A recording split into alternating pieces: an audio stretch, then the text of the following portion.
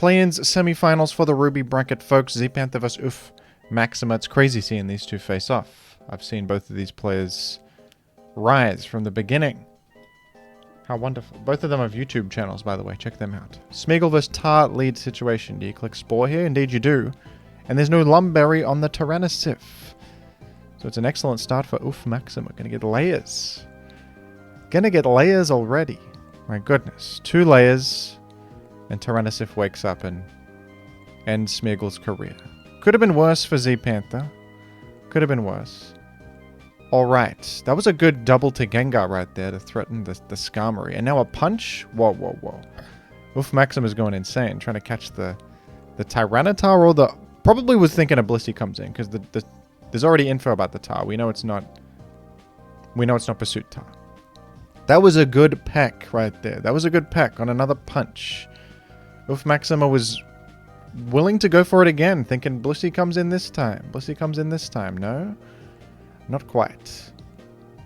And Skarm is free to match layers. I think Zpanther is looking a bit better here after an unfortunate start, but now Oof Maxima is 1 Pokemon down, and they're even on the layers. They're even on the layers. Skarm is chipped a bit, but Skarm can make miracles happen, you know that. Oh, this is interesting. Zpanther just went Skarm against Gengar. Do people do that? This Gengar doesn't even seem to have... That was crazy. That's a crazy crit right there. That's a little insane. I don't think the Gengar has Thunderbolt, it seems like. It's like a full-on Blissey bait. And you get to explode on the Swampert. Alright, that was a bit lucky from Oof Maxima, I'll admit. That crit Focus Punch certainly would not have KO'd Skarmory. Certainly. Okay, but Zpanther gets ahead of things with a fortunate speed tie there, just KOing Salamence. That's good. That sort of makes up for it. That makes up for it a bit. And now Oof Maxima can just go in with Dragon Dance Tyranitar because Swampert just got erased from existence a moment ago.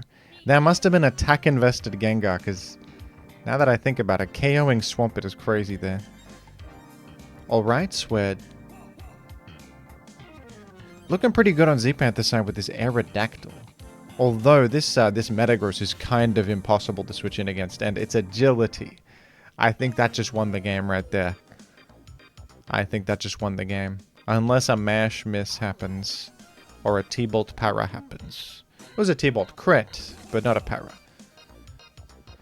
So Oof Maxima is going to have to miss Meteor Mash to not win here. It has happened. It's only 85% accurate. A Meteor Mash miss, and you're there. But just explodes, which is more guaranteed, of course. And game 1 goes to Oof Maxima. With a, I gotta admit, very interesting Gengar. Attack invested Blissey Lure Gengar. Didn't really work the way intended, but got a good outcome anyway. With a fortunate critical. Zpanther. Salamence. Oof Maxima with Metagross forced out. Sub-Salamence lead. I like this set. It's very awkward to switch around this now. Oh, is that HP Fly? No, that must have been HP Grass. My mistake. Looked like a lot of damage against Snorlax. Brick Break deals 34 there. Bringing Snorlax pretty low.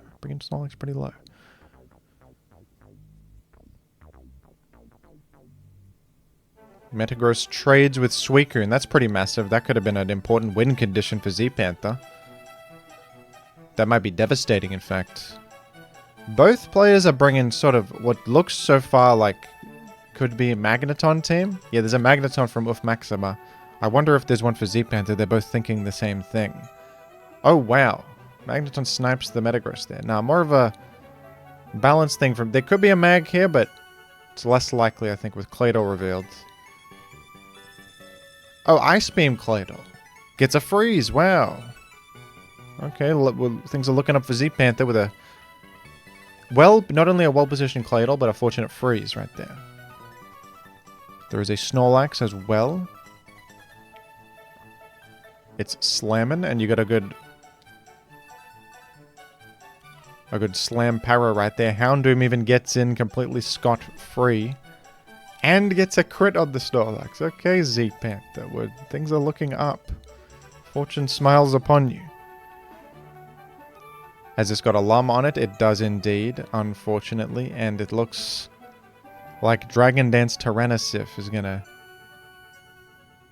is about to wreak havoc. Claydol can deal with this, but